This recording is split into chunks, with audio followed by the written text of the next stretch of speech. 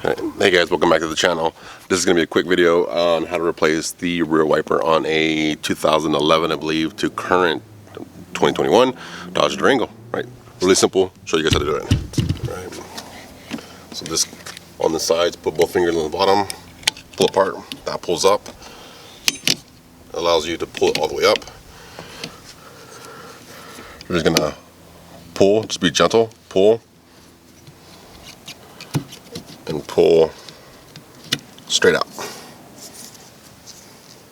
Okay. Installation is in reverse. As you can see, there is like a little hook right here, and you have your bar that's right there. Make sure the bar sits in, and push down. Take out the protector. There you go. Hope this helps. Oh, if you're looking for the part number, it's Bosch. Oh, sorry.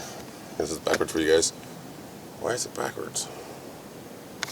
Oh, Bosch R1216. There you go. That's the part number. About 14-15 bucks. Alright guys, hope it helps. Thanks for watching.